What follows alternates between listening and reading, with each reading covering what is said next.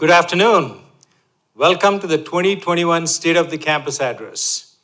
Whether you are here in person or joining us online, thank you for being here today.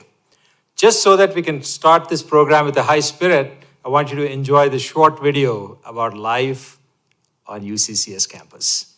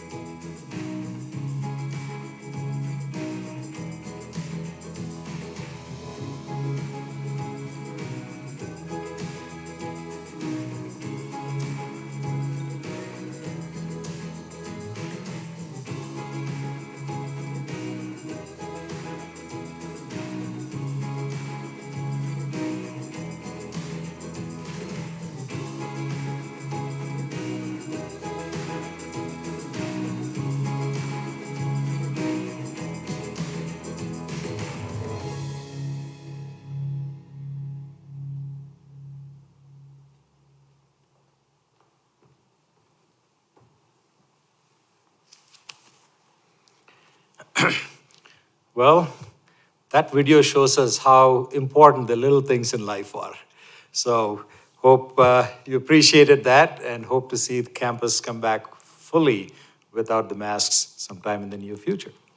So first, allow me to thank a couple of our special guests who are joining us virtually, Vice President Leonard Deniger and Regent Chair Jack Kroll. Thank you. So in today's 2021 State of the Campus Address, I will speak about the health of our campus, the successes of the past year, and our focus for the future. Later on in our session, we'll have a Q&A, so please submit your questions using the link below. If you're here in person, you may submit your questions using the QR code provided at check-in. This code will also be displayed on the screen during the Q&A. To everyone listening today, we have lived through an extraordinary time and continue to live so. We had moments of challenge and moments of triumph. Throughout all of it, the UCCS spirit shone brighter than ever before. This reminds us of who we are as a Mountain Lion family. I've seen our spirit in the ways we take care of each other. In hard times, we can lean on each other. The UCCS spirit is one of compassion. I also see it in the ways we rise to the challenges before us. We have shown that we are resilient and committed to our student success. The UCCS spirit is one of strength. I see the UCCS spirit shine brightest of all when I think about our incredible students.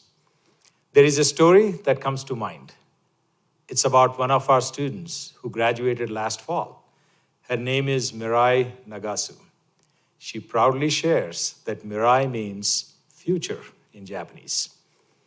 Mirai knew she wanted a lot from life. She wanted to be an elite athlete. She wanted to earn a college degree. She wanted to build a successful future. She didn't want to choose just one path. So Mirai chose them all. She trained and studied and earned internships. She didn't just earn an Olympic medal in figure skating.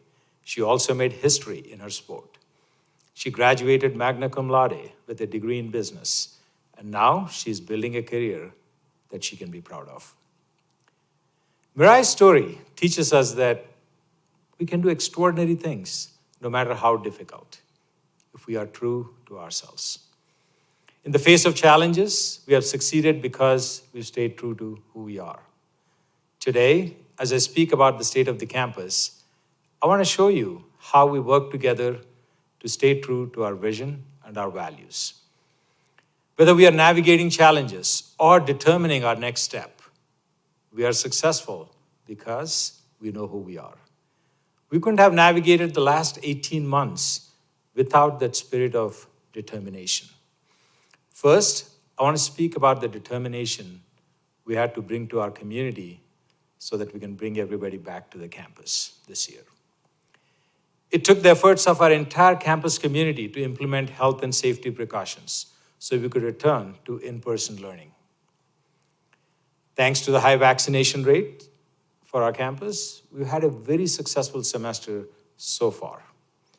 We are prepared to finish the semester strong, so let's keep our fingers crossed as we look forward to an in-person commencement. I truly mean that. However, we are still living through uncertainty.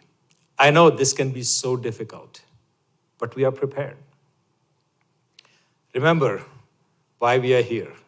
We are here because we are focused on something bigger than us, our mission of transforming lives for the better. I'm confident that focus will carry us through any challenge. This is a perfect time to acknowledge the many, many people who deserve thanks for their efforts over the past year. I want to give my thanks to the Colorado Springs community, all of you, and those watching us virtually, and those who cannot be with us today. Our CU system community, the President's Office, our Board of Regents for their support, and certainly our broader Colorado Springs community that were right by us throughout this time. And of course, I send my thanks to every member of the Mountain Lion family. Of all the lessons we have learned from COVID-19, practicing gratitude may be one of the most important. It has taken the collective efforts of our entire campus community to keep our campus safe. So, thank you. I also want to welcome some of the new faces on our campus. We welcomed a record-breaking first-year class to UCCS this semester, more than 1,800 new students. Many new faculty and staff joined us, along with campus leaders. I want to give you a special welcome. Some of those who joined us are Kimberly Geyer, our new Associate Vice Chancellor for Student Affairs, Whitley Hadley, Mosaic Center and LGBTQIA+ Resource Center Director, Mandy Hall, our new Managing Counsel, Seth Porter, new Dean of the Kramer Family Library. As you know, we are searching for 2 new campus leaders, our new Provost and our new Vice Chancellor for Diversity, Equity, and Inclusion.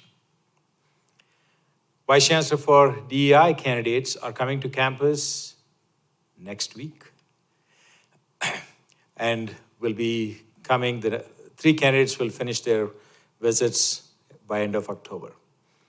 So I hope you have seen the save the date messaging for meet and greet opportunities and open forums with the finalist candidates. Provost finalists will visit campus this November. I would like to take this opportunity to thank Interim Provost Kelly Klebe for her leadership of the academic affairs area at this critical time. My hope is that we will find collaborative, strategic, and inspiring leaders to guide our next decade of success. That brings me to an important update. We are celebrating the progress made on our 2030 strategic plan. You heard me say that in spite of the pandemic and the short-term challenges that we are facing right now, we have not lost sight of our long-term goals. So allow me to share some of the achievements we have made on our strategic plan. In the area of enrollment, retention, and graduation, we celebrate the largest ever graduation class from UCCS this spring. And this fall, like I said, we welcomed one of the largest out-of-state student cohorts in UCCS history.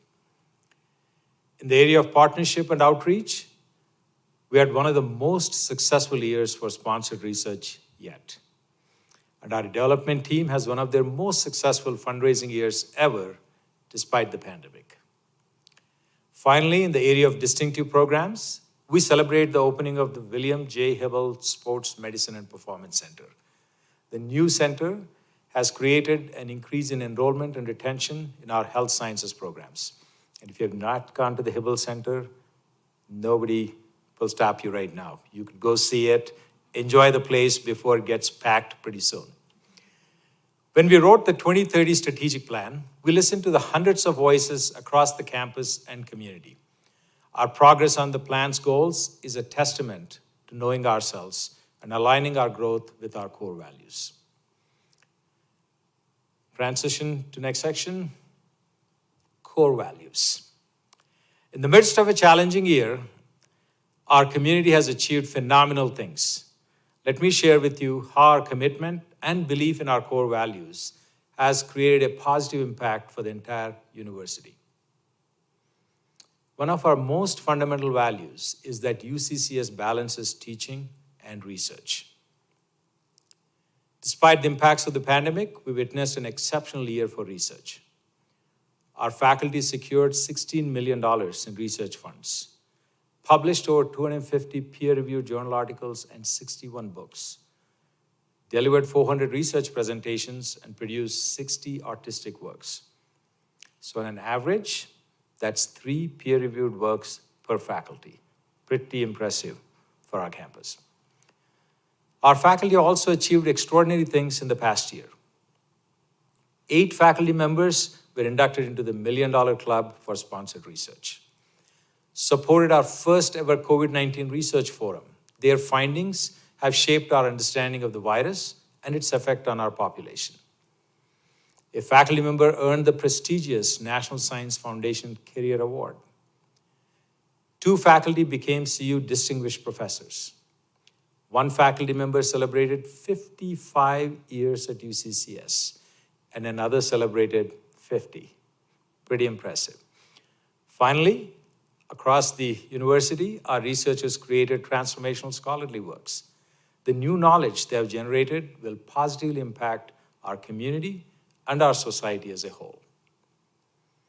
Of course, we cannot forget the tremendous accomplishments of our staff as well. UCCS staff were recognized by the CU Staff Council Excellence Awards for their dedication to our campus. We honored a new Garrett Swayze Outstanding Staff Member. We presented 4 Employee of the Quarter Awards, and we celebrate all the staff members who stepped up as leaders for the university during these trying COVID-19 times. Both staff and faculty contributed to the successes of our 6 colleges, the graduate school, and the Kramer Family Library. Allow me to share just a couple of key accomplishments for all of those colleges. The College of Business introduced the only 30-credit-hour MBA in the state of Colorado. Students from the college ranked first among Colorado universities in CPA pass rates. College of Education is working to develop a fully online bachelor's degree program in early childhood education. Their researchers are expanding substance abuse education in Colorado Springs and helping to reduce burnout for some special education teachers. Planning is underway for the new engineering annex, which will increase the number of engineering enrollments and graduates. We have challenged the architects to include the campus Tree of Peace in their designs. So this will be quite a unique project that we challenge the architects to take on. The college is in the process of launching a new aerospace engineering degree in the fall of 2022.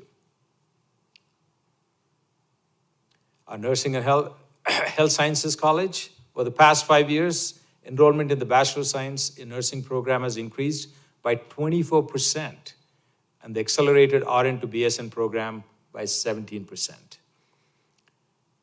This is even more heartwarming. Over 100 nursing and health science students who assisted in COVID-19 contact tracing, as well as testing and vaccine distribution over the past year. Thank you for that. LAS, faculty were awarded research grants equaling over $1.6 million this year. In addition, many new degree programs have been established. This includes, I'm switching to LAS now, just to make sure that you don't think Asian Studies minor is offered by engineering. And a new civic engagement certificate as well, and a BA in music, which is moving towards campus approval. School of Public Affairs. In the School of Public Affairs, 2 new social work degrees hit a major milestone in the path to accreditation. School of Public Affairs faculty and students are assisting the 4th Judicial District and conducting judicial research to benefit the entire state of Colorado. By the way, on the social work programs, I continue to hear compliments of the school offering that service because we are so short on social workers. Finally, enrollment in our graduate programs continues to grow. 30 doctoral students graduated during the 2021 school year, and 10 of our graduate programs are ranked among the best in the nation. I hope every member of our campus community knows that one of our foundational values is student success. Their success is our success. And over the past few years, we have learned many lessons about how we can best serve our students' growth and well-being. In the past year, more than 800 donors supported student-focused efforts, including Clyde's Cupboard, Veteran Support, and the Student Wellness Center. In addition, we expanded the Chromebooks program to provide a free laptop to any student who needs one. We also focused attention on developing complete graduates. This included expanding the Mosaic and LGBTQIA+ Resource Center, encouraging student engagement in volunteer and community efforts, and redesigning and reopening the Tiro Prize Career and Innovation Center, right in this building. Now, a huge part of this work involves creating a campus where everybody can feel like they're valued and like they belong. In recognition of the importance of this work, we elevated the position of Associate Vice Chancellor of DEI to a full Vice Chancellor role.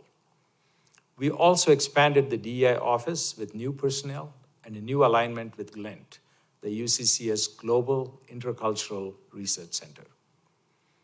And thanks to the President's initiative, we funded 20 DEI projects at UCCS to be implemented over the next 3 years. And I hope you're all catching up on those as those grantees are presenting these days.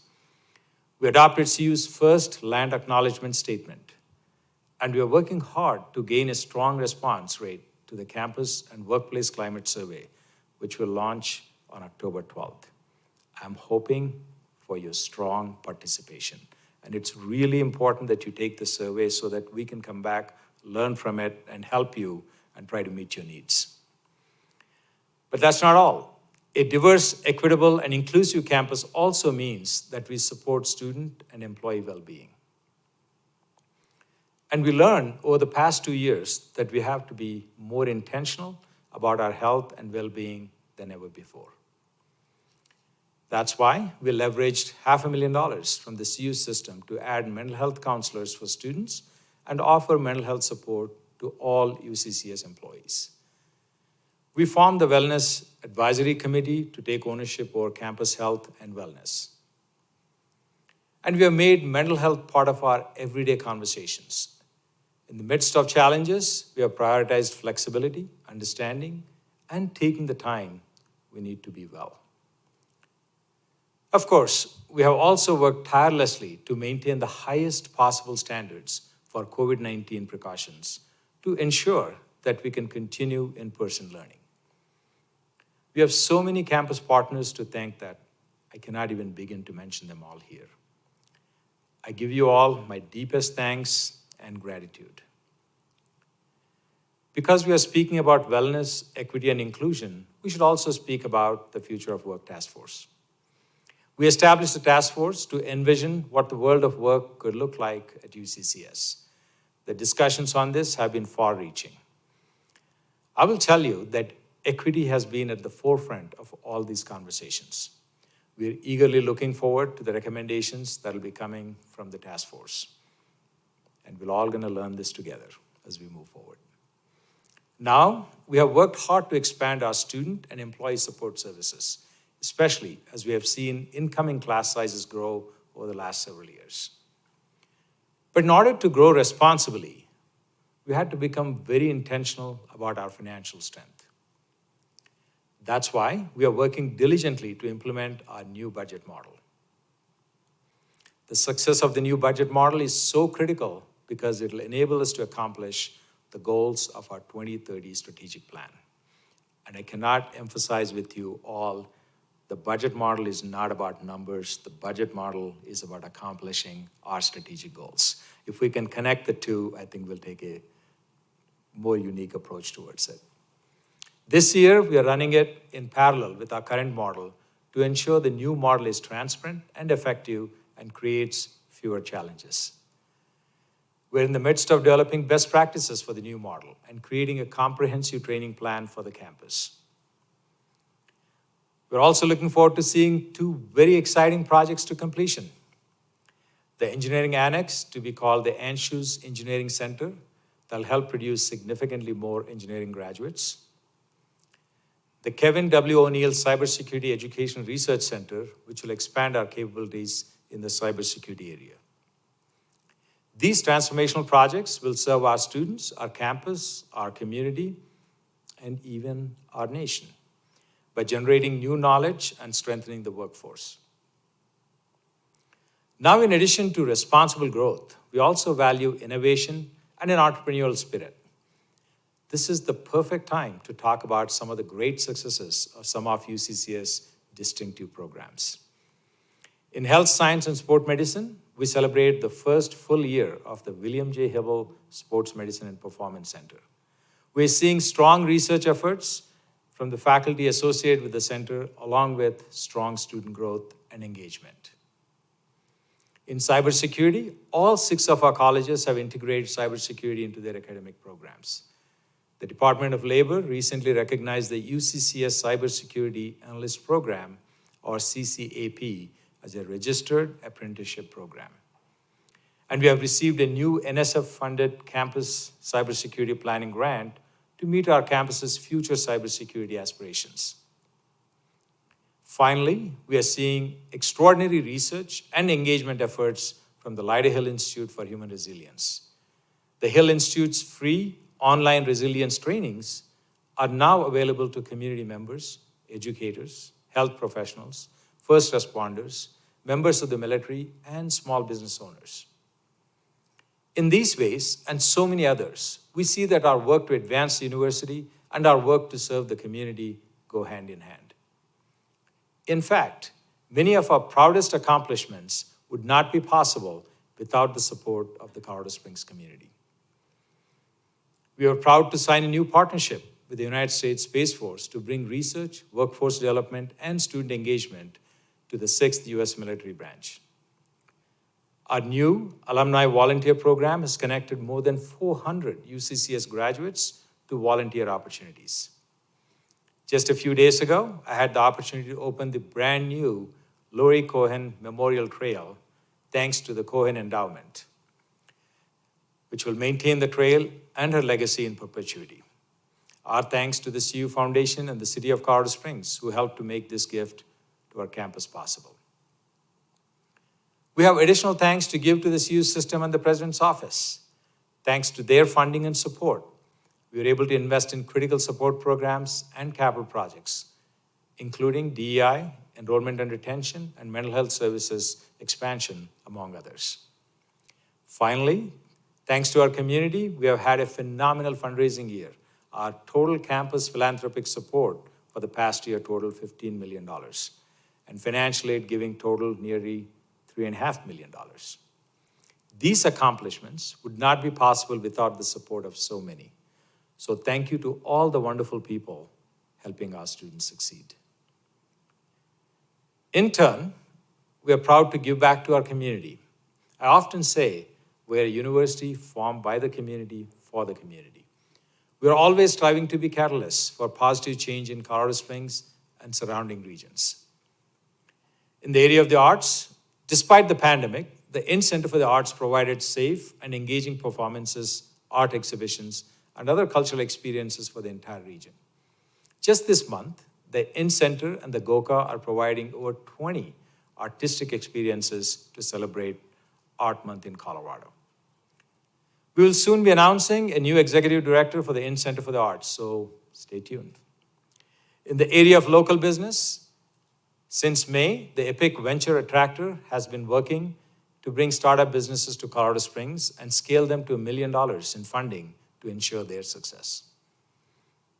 In the area of health, the UCCS Aging Center has been working tirelessly to care for vulnerable, older adults and the caregivers who help them. We have also been proud to serve our community with COVID-19 vaccine clinics and resilience training. And finally, integrity. This is the core value that helped us navigate through the pandemic over the last 18 months. And integrity has helped us to realize the successes we did have despite these challenging times. Now, you've seen our strong alignment with our core values. This alignment will guide our decisions and help us to achieve success far into the future. We mountain lions are dreamers. In addition to all of the phenomenal progress you heard about today, we hope there is even more in store. I have several very exciting dreams that I would like to see come to completion, hopefully in the next 3 to 5 years. Note, I said dreams. So we hope the long overdue renovation of the Engineering and Applied Science building is completed. We thought the Lane and Hibble centers are looking kind of a little lonely these days. So we hope with the help of partners, we can add more buildings in the Health and Wellness Village. If you recall, one of our strategic goals is to pursue public-private partnerships. So we are exploring partnership opportunities for these projects and more. These dreams remind me that the future of the university is always taking shape. And those who've been here for a while, you know we continue to innovate and re-innovate ourselves. So I hope that one day some of these new dreams may become part of our legacy. In fact, before we move to our Q&A, I want to circle back to the story of Mirai that I shared in the beginning of the program. Before Mirai graduated in December, she shared that her business classes have taught her to think about just that, her legacy. She learned to ask herself, what am I creating for future generations? What kind of legacy am I leaving behind? Mirai shared that she wants to create a legacy of courage, staying true to herself, and never giving up. She wants to inspire future generations of women, athletes, and students to chase their dreams, no matter how big, and never take no for an answer. Mirai learned this lesson here at UCCS through all of you. So I hope you'll always remember the importance of our work. When we teach students, they listen. When we stand up for our values, they notice. We are shaping our future generations. And when we hold true to the UCCS spirit, we can be certain we're shaping them for the better. To all our faculty and staff out there, thank you from the bottom of my heart and for all you're doing to help our students succeed. I truly believe good times are ahead, and you are the best. Thank you so much.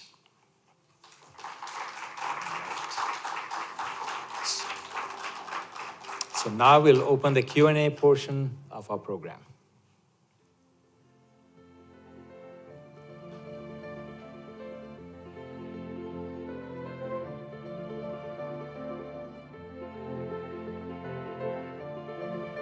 Shall we transition to our Q&A session, as we do in our town halls? Many of you are familiar with that process there. So, as many of you know from the town halls, but those of you who don't, my name is Chris Valentine. I'm the Assistant Vice Chancellor of Marketing and Communications, and I'll be the moderator. And I get the pleasure of sitting here and having a conversation with Chancellor Reddy for the next few minutes. So, for those of you joining us virtually, there's a link at the bottom of your screen to submit your questions live for us. For those of you in the room, there's a QR code, I believe, on the screen right behind me here. So feel free to scan that and submit your questions. So we'll spend the next few minutes and answer a few of your questions live. So Chancellor, first of all, thank you so much for your inspiring comments. It's not easy to give a 30-minute address like that. There's just so much going on at the campus, it took a lot to squeeze all that in. I had to cut back an hour and a half. Otherwise, we'd be here all day and all the great things. We'd have been here all day, but there's so many accomplishments from our faculty and staff, so I'm sure I missed a lot of those, but we keep sharing with you on a regular basis, so very proud of it.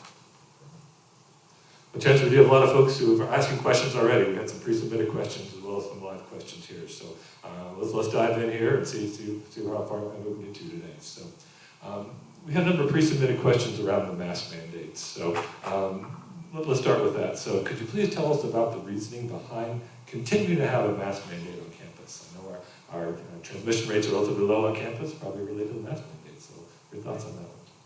Thank you, Chris, for that question.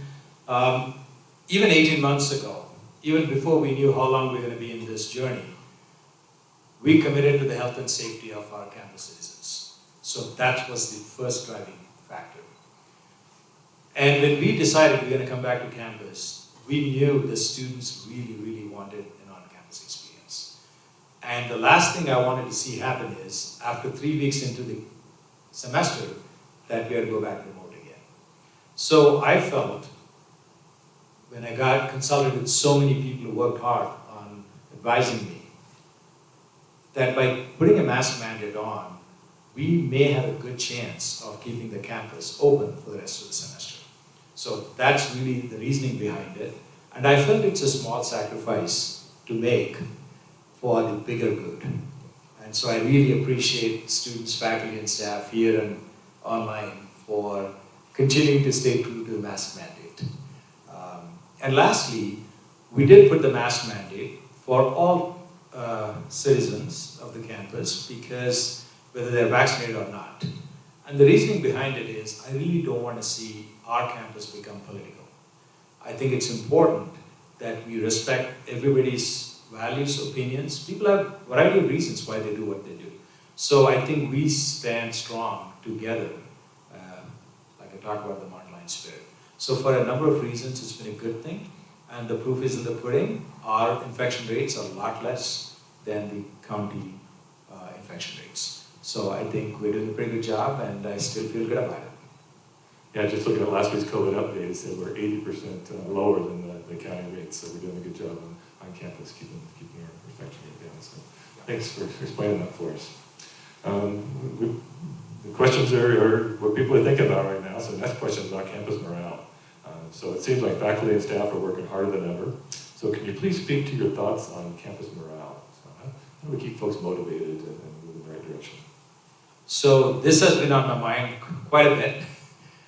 This is not the easiest thing, because it's very personal. It's also unit-driven sometimes. I think we need to kind of go back and think about where the issues have come to find solutions for that. For example, as we went online, I mean, I hear this all the time, especially right now, it's even more challenging, because when we were completely remote, we had Zoom meetings or team meetings back to back. Now we're beginning to do outdoor stuff, and as soon as I finish this, I got to get on a Zoom meeting right away. So I think because of these uncertainties and our commitment to student success, people really invested into this campus. And I can see why that could lead to fatigue and some morale issues. I think we just need to be there for each other. I'm open to solutions. We talk about this in the cabinet, even this morning we were talking about it. I think people want to help each other. We just need to know what's the right way to do it. At this point, I'm going to call upon all the supervisors to kind of exercise that compassion and gratitude as you work with the people reporting to you. I know there is differences. I hear it from our staff governance across the board, but I think at this point, we need to take a deep breath and say, we need to be there for each other. So I'm going to call upon supervisors to say, please work with your employees, see where they are, and meet them at their place so that you can help them better. Yeah, no, neither you and I are psychologists, but there's been so many, I call them false summits. We hope if we just get to fall semester, things will be better. If we just get to Christmas or whatever it may be, and we seem to have those goals, and we get there, and things have still in a pandemic, so it just keeps going on and on. So everyone's fighting it around the world. It's not just UCCS. Absolutely. I mean, I'm sure when you look at the research, most auto accidents happen within 5 miles of your house because we are so eager to get home. Right? I think part of it is we also thought, okay, here comes the ending, and it has not ended. So I would like us to think that we are fighters, we are dreamers, we take on a challenge. So let's just stay committed to our mission and let the ending take care of itself, because nobody knows how to predict it, but what we know how to predict is our student success, our faculty success, and the staff success. So as long as we stay committed to that, I'm confident we're going to get through this. As the questions come in live, there's no rhyme or reason. They come from all different directions. So the next one's about the presidential search. So it says, Chancellor, please tell us about the presidential search. They understand understand there are some new provisions this year, including more staff and student representation. So tell us about that process a little bit. The CU president, for sure. Absolutely. So it's still in the process. They still need to find a search firm to conduct the search. Regent Leslie Smith is chairing the search. There'll be 18 members in the search committee picked from across the campus. There are two exceptions the regents ruled on last time. And I want to give a shout out to our staff governance. Because of their efforts, there was an additional staff member added to the search committee, and there's also an additional student added to the search committee. So there'll be an undergraduate student, a graduate student, 2 staff, 4 faculty, a dean, among others. So at this point, the nomination, not the nomination, but the application form is open. So they're doing it a little differently. So you don't send a nomination name and say, reach out to that person. If somebody wants to be on the search committee, they could literally self-appoint themselves. Or if you have somebody you want to nominate, you reach out to them and say, please apply for the search committee because I think you can do a really good job. So it's opened up. I think, like I said, it's still in a process form. I'm hoping the search committee will be formed sometime by the end of this month or early November. Speaking of the search committee, interim president Todd Solomon was on campus just the other day. I got to join in when he spoke with some students. So then you guys went to Pueblo the next day. So he's getting out and about at the campus a little bit. So UCCS has become very attractive to the CU presidents. They've been coming a lot more often. So I'm feeling really good about that. And we are really putting up a pretty good show for them. Our campus is really showcasing great faculty, staff, and student achievement. So I want to thank President Salomon for visiting us frequently. I had a chance to visit with him at Pueblo as well, where we went and met a number of folks there as well. But he's been really, really good for our campus, has been very collaborative. So I just want to thank President Salomon for all his support. This next person sent a question in. They've actually were paying attention to your address. They said, tell us about the new projects you referenced in today's address, the renovation of the engineering building and the health and wellness village. So any more thoughts on that one? Sure. I not only dream in the night, I also have daydreams. So, but I think there's nothing illegal about that. But I do think some of our buildings need more care and attention than others. And engineering and appliance sciences building is one of those. And we've been trying to renovate that for the last decade, if you will. And the lack of state money, and that really put us into challenges. In fact, what the engineering dean has told us is, even if you renovate the building, it will not add much capacity. That's the reason for us to create the engineering annex building. But we hope but we shouldn't give up on the existing building. Because our campus really gives a very new feeling, and I really think we need to put effort to complete that building. So I'm keeping my fingers crossed we can get there. In terms of health and wellness village, we do have a campus plan where you have the Lane Center and the Hibble Center. There is an area where we want to build out a health and wellness village. So if you want to be distinctive in certain areas, that is a great opportunity for us to do so. And just like we did the Hibble Center, we partnered with Century Health to complete that building. There is a lot of interest from our community to support us to make this happen. And please know, this is not a one-way stream. Every one of these projects are win-win projects. Century Health also benefits because of their projects. So I don't see this as exactly charity, but more of a win-win partnership. So the more we can create, I think more opportunities there will be. I would love to continue the dreams. I would love to see the athletic complex take shape near the baseball field. Maybe we can kind of gather all those things. So I've been here for 30 years, Chris, and we have so many ups and downs during that time, but the trajectory has always been up. So I'm very confident, and I'm a perennial optimist, so I'll continue to keep thinking we can make big things happen. So great. Another viewer took that question and took it one step further. It says, exciting to hear about the new buildings and academic programs. Is there a plan to increase the number of faculty on campus to make these possible? And I assume faculty and staff to help in these buildings. This has been a challenge for us for decades. And I really think we need to start working on that more seriously. We cannot exhaust our faculty and staff. So definitely the desire is there to make that happen. And because of the desire, we put forward the incentive-based budget model, hoping, because the state funding for us is 10%, right? So there's only one way you can go. What puts food on the table is really student tuition, primarily. So we can continue on that path, but there's also limitations. So we need to continue to be creative and innovative. My hope is through the incentive-based budget models, the colleges get to really define their destiny. And we want to be there with them, supporting them. So this is a team effort. And I don't want the incentive-based budget model to create issues that we don't need, right? I mean, I hear conversations about, hey, I'm a services entity. What about me if I'm not generating revenue? The idea is we're all one team. By the way, I'm a cost center too in that sense, right? So the idea is not to define each other as cost center, as a profit center, but we are here together to make a difference. So I'll continue to push that button, but I really think by increasing the size of the pie, we'll be able to add more faculty and staff to the campus. The Equal Pay Act has helped us beginning to level that off in terms of let's bring everybody to an equitable place. I think that's a good thing to give fair wages to people. I think we need to make that a target. And I'll continue to work with our vice chancellors, deans, and other leaders on the campus to find solutions how we can get there faster. We covered a lot of ground on that question there, so from incentive-based budget model and all, that's great. As I promised, lots of different topics here. The next question comes in about merit increases. So it says, Chancellor, in the September town hall, you suggested there may be merit increases starting in January. Can you tell us more about that? So it's kind of a semi-crystal ball right now. If you notice, we targeted a minus 2.8% on enrollments, and we came minus 2.9%. So we pretty much hit the target, a little bit off. You would think that we'll be short of a couple of dollars.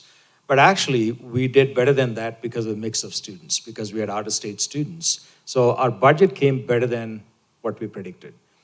Except the money that we realized is not even sufficient for 1% pay raise. So that's the challenge. So we have a little bit. So the chancellors of all 4 campuses and the president are working closely to figure this out. At the end of the day, the regions have to approve any kind of pay raises. So we are kind of playing with different models because we recognize the first thing on top of our minds is not buildings. It's about how do we figure out a way to give raises to our faculty and staff. So the conversation is still on. I'm hoping after the November Regents meeting, we'll have more clarity on it. My hope is even a little bit would mean something to say, thank you for your efforts. So please know we're all working pretty hard on it, but I can't give you any specifics. All right, we'll stay tuned for an update on that one. The next question is about online education. So it says, what is the future of online degree programs here at UCCS?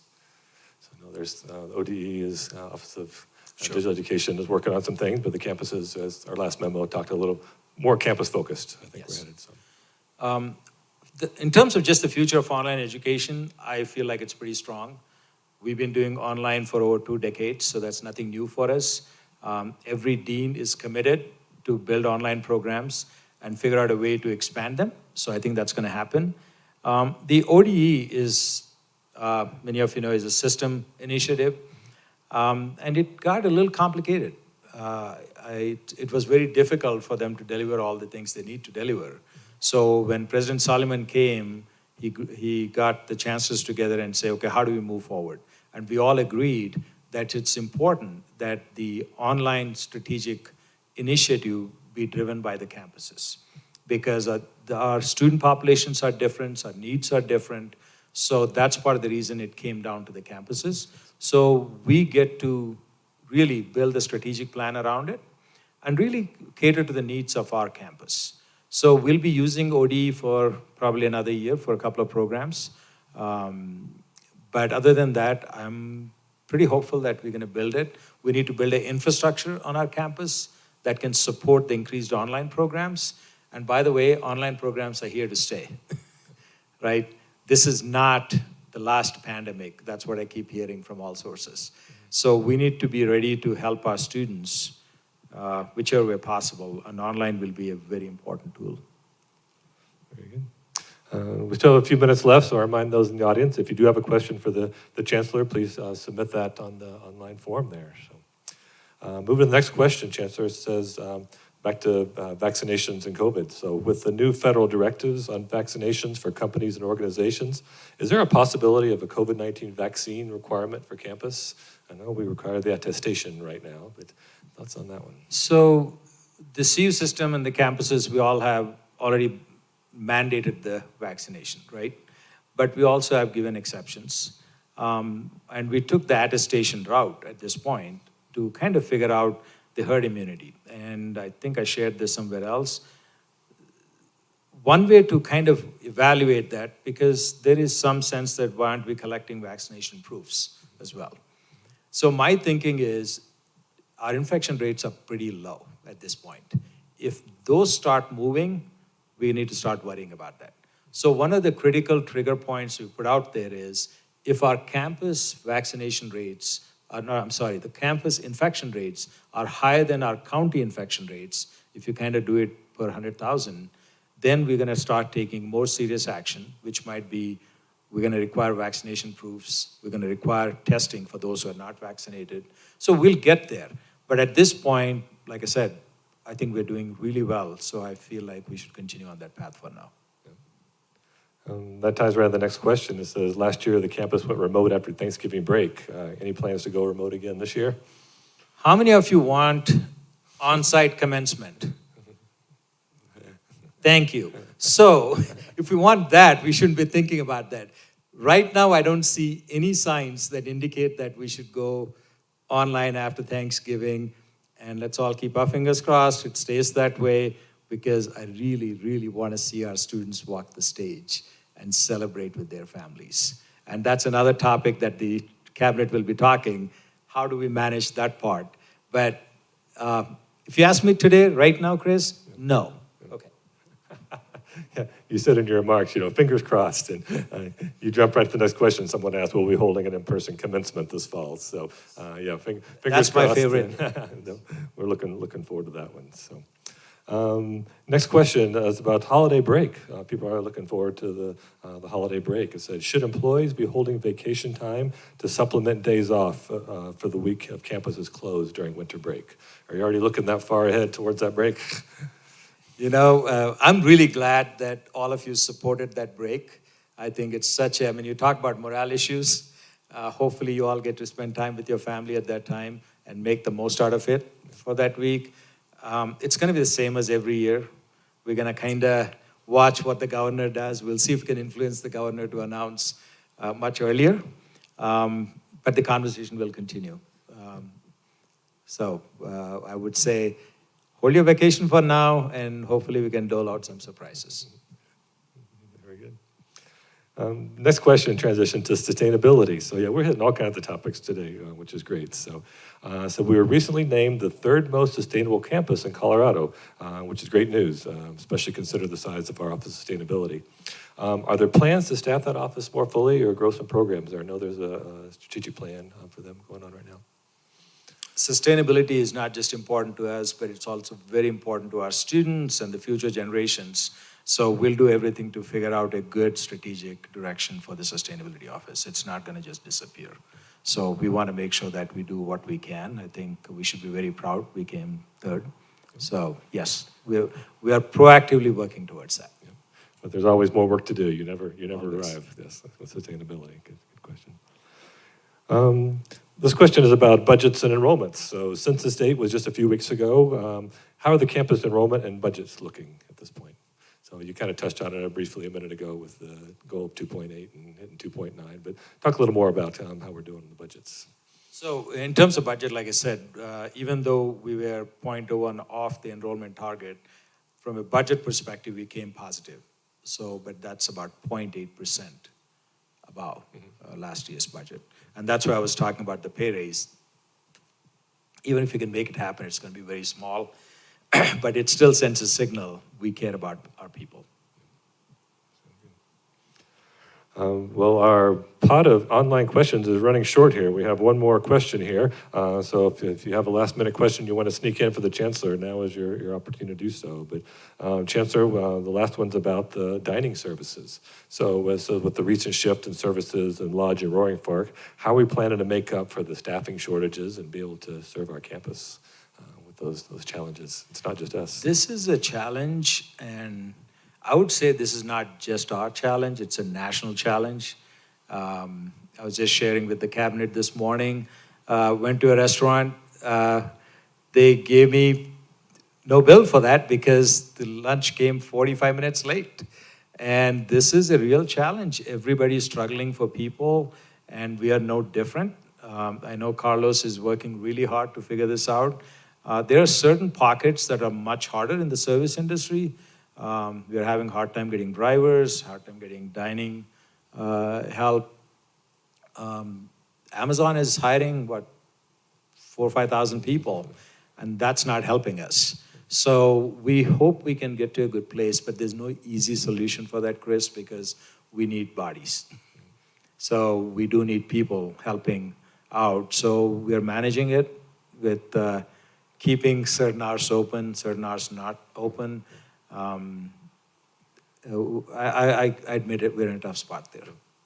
Yeah, I know the team is focused on serving the students who are in the residence halls. So I know that 65 here next to us is still closed and things like that. We have to focus to keep the resident students fed. I'll tell you the Mountain Lion Spirit story there. The people who are doing accounting, finance in that area are doing catering.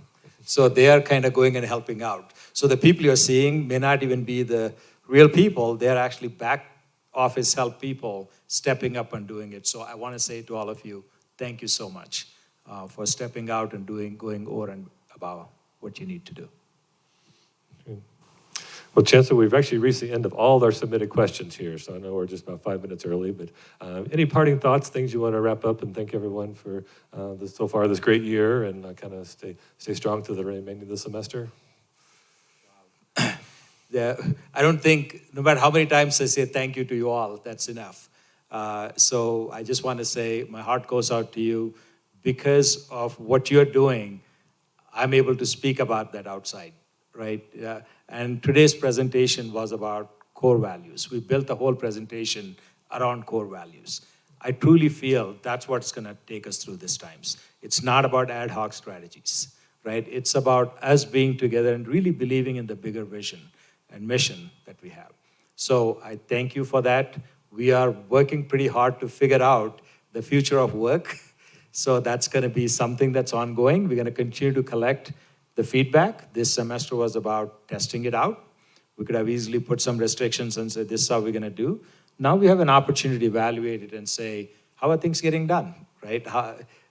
Can we continue some of the good things that happened, the silver linings of the pandemic? So please don't hesitate to give me feedback. Please don't hesitate to be critical as well, because when people are critical, we also feel you care. You want to see this to be a better campus for everyone. So please give your feedback through your supervisors, through your vice chancellors, whichever way possible, we are listening. So I just want to say thank you all from the bottom of my heart, and we got better days ahead of us. With that, let's all share our thanks to Chancellor Reddy for the inspiring thoughts he shared with us today. Thank you. That concludes our State of the Campus address. Thank you all for joining us in person and virtually. We'll see you next month for a town hall, hopefully.